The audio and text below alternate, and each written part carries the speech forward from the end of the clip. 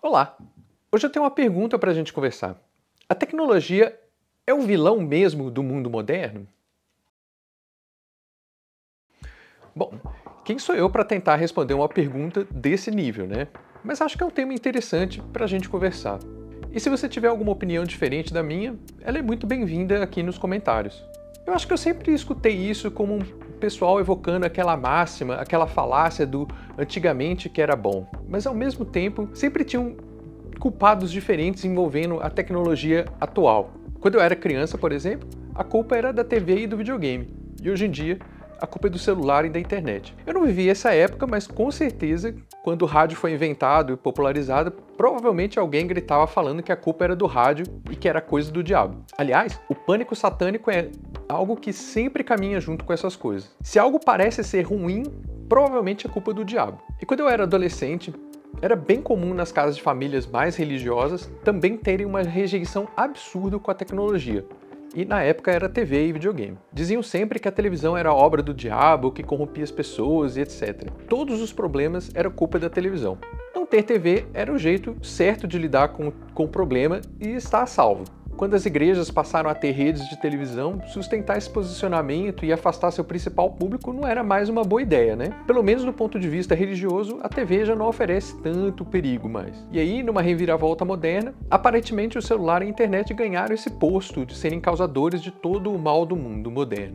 E eu vi algumas pessoas dizendo isso para apoiar o banimento de celulares nas escolas. Eu até concordo com o banimento, mas não para acreditar que o celular é ruim. O maior problema do celular nas escolas é que ele vira uma fonte de distração muito grande. É uma distração muito difícil de competir. Ou alguém vai tentar argumentar que uma deliciosa aula de química orgânica é mais interessante que um jogo ou um disco novo do seu artista favorito. E o combate às distrações dentro de sala de aula é uma batalha constante e não é de agora. Na minha época, meus amigos, a idade chega. E aí quando você começa a falar na minha época, porque ela já tá aí mesmo.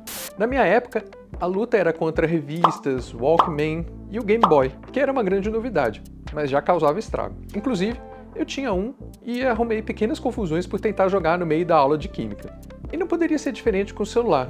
Esse aparelho maravilhoso que conseguiu embolar todos os dispositivos de entretenimento em um só. Vídeos, música, jogos, mensagens, tudo ali facinho. Alguém poderia argumentar que o celular poderia ser utilizado para dar aulas melhores, mais ricas, mais interativas, e usar o acesso da internet para expandir as possibilidades. O que é verdade. Mas, e tem sempre o mais, ainda não estamos nesse momento. Um outro ponto, e aqui eu vejo uma intencionalidade perversa, é que algumas coisas são feitas e planejadas para causar dependência e prender as pessoas no dispositivo. E olha que eu nem estou falando do jogo do tigrinho e similares, que aí é caso de polícia mesmo. As redes sociais e seus algoritmos procuram manter as pessoas engajadas. E o engajado aqui a gente pode entender como viciado mesmo. E tem até aquela lenda urbana, né, que diz que a pólvora foi inventada na China e eles apenas utilizavam ela para fazer fogos de artifício e coisas bonitas e tal. Mas aí quando o europeu viu o potencial destrutivo, já deu um jeito de criar armas com aquele pozinho mágico. A mesma coisa, culpa aqui não é da tecnologia, mas sim das pessoas que tomaram as decisões e o uso da tecnologia. Algumas pessoas têm uma visão que as redes sociais e seus mecanismos são naturais e orgânicos, quando na verdade é fruto de escolhas e decisões das empresas de tecnologia.